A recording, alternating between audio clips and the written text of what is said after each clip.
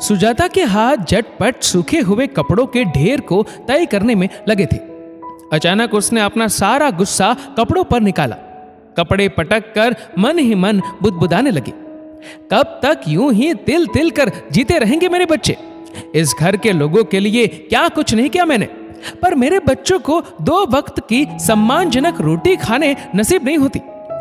आज सुबह की घटना उसकी आंखों के सामने फिर आ गई। उसके 8 वर्षीय बेटी पलक की गलती बस इतनी थी कि उसने अपनी ताईजी रेनू से पनीर के 2 टुकड़े मांग लिए। ताईजी, मेरी सब्जी में पनीर के बदले आलू है और सोनू भैया की सब्जी में 5-5 पनीर के टुकड़े हैं, मुझे भी पनीर दे दीजिए। भैया को आपने गरम रोटी दी और मुझे कल की बासी रोटी। पलक ने उदासी भरे स्वर में कहा, तुम्हारे पापा कोई जायदाद छोड़कर नहीं गए। तुम्हारे बड़े पापा अकेले कमाने वाले और घर में कितने खाने वाले। फ्री की रोटी मिल रही है वही बहुत है, पनीर खाने के सपने छोड़ दो। रेनू ने गुस्से से कहा। मासूम पलक की आंखों से आंसू बह निकले। सुजाता पलक के पास दौड़ी चली आई। अपनी बेटी की आंखों में आंसू देख वह अपने आप को बहुत बेबस महसूस कर रही थी। फिर वह पलक को समझाने लगी, बेटा जो मिल रहा है चुपचाप खा लिया करो। संयुक्त परिवार में सबसे छोटी बहू बनकर आई थी सुजाता। बहुत शालीन और घर के कामों में निपुण थी सुजाता। पति राघव का साथ और प्यार पाकर चहकती रहती और दौड़ दौड़ कर सबके काम करती रहती। परिवार में पति, सास, जेठ, जेठानी रेनू और उनका बेटा सनी थे। शादी के बाद 5 वर्षों में सुजाता 2 बच्चों की मां बन चुकी थी, बड़ी बेटी पलक और छोटा बेटा वंश। सुजाता का पति राघव एक प्राइवेट कंपनी में काम करता था। इतना तो कमा ही लेता था कि परिवार का गुजारा अच्छे से हो सके।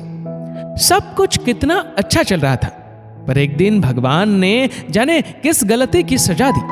राघव को साइलेंट अटैक आने से वो पूरा जीवन साथ निभाने का वादा तोड़ हमेशा हमेशा के लिए सुजाता का साथ छोड़कर चला गया।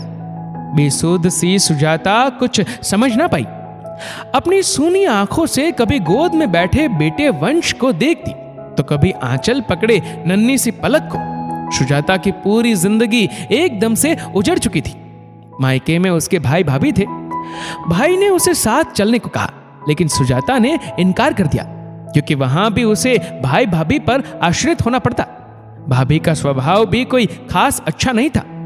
यहां तो कम से कम अपना कहने को घर तो है। बच्चे काफी छोटे थे, इसलिए बाहर जाकर नौकरी ढूंढने का भी नहीं सोच पा रही थी। इसी बीच ससुराल में उसका सबसे बड़ा सहारा उसकी सासू मां भी चल बसी। माता पिता समान जेठ जेठानी उसके बच्चों को संभाल लेंगे, ऐसा सोच सुजाता ने इसी घर में जीवन गुजारने का दृढ़ निश्चय कर लिया। लेकिन जेठानी रेनू ने तो घर की सभी जिम्मेदारियों को एक एक करके सुजाता के कंधे पर डालकर सब कामों से मुक्ति पाली। जो एक घर में काम वाली थी उसे भी हटा दिया गया। इतनी मेहनत के बदले सुजाता और उसके बच्चों को 2 वक्त की रोटी और साधारण स्कूल में एडमिशन मिला था। सुजाता ने एक बार नौकरी तलाशने की बात कही तो जेठ जी ने गुस्से से कहा, लोग क्या कहेंगे? लोक लाज का कुछ तो ख्याल रखो। लोगों के सामने उनको महान जो बनना था कि देखो भाई के जाने के बाद भी हम उसके परिवार का कितना ध्यान रखते हैं। दिन भर कोल्हू के बैल की तरह लगी रहती सुजाता, लेकिन फिर भी रूखा सूखा खाने को मिलता। पलक भी नए स्कूल बैग, कपड़ों, जूतों की मांग करती, लेकिन हर बार सुजाता बहला फुसला कर उसे मना कर देती। एक बार सुजाता की पड़ोसन शुक्ला भाभी ने उसे कहा, सुजाता तुम तो बहुत अच्छे अचार पापड़ बनाती हो, तो क्यों ना इसे ही अपना व्यवसाय बना लो। तुम घर पर रहते हुए भी ये काम कर सकती हो। शाम में सुजाता ने दबी जुबान में रेनू के सामने ये बात रखी, तुम अचार पापड़ बनाओगी तो घर के सारे काम कौन करेगा? काम शुरू करने के लिए भी तो पैसे चाहिए। हमारे पास नहीं है इतने पैसे, रेनू ने कहा।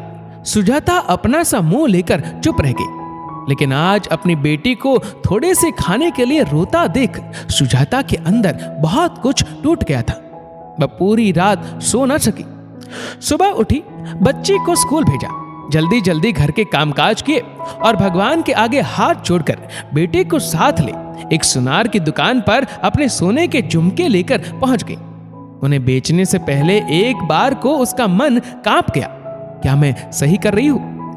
ये झुमके तो उसके पति राघव की लाई हुई अंतिम निशानी है। फिर उसे अपनी रोती हुई बेटी का चेहरा दिखाई दिया। उसने मन ही मन पति से कहा, मुझे माफ कर दीजिए, मैं बहुत मजबूर हूं। मुझसे अपने बच्चों की लाचारी देखी नहीं जा रही। उसने झुमके बेच सुनार से पैसे ले लिए। घर आकर उसने जेठ जेठानी के सामने अपनी बात रखी। मेरे बच्चे को भी खाने पीने पहनने ओढ़ने का हक है और उनके लिए मैं मेहनत करूंगी। मैंने पैसों का इंतजाम कर लिया है। मैं अपनी कला को व्यवसाय में बदलूंगी। ये छोटे मोटे काम करके क्या हो जाएगा? इतना आसान नहीं है ये सब। और घर के सारे काम फिर कौन करेगा? रेनू भाभी बोली, भाभी ये मकान आपका नहीं, हमारे ससुर जी का है। इसलिए आज के बाद आधे काम मैं करूंगी और आधे काम आप करेंगी। और काम तो काम होता है, क्या छोटा क्या बड़ा।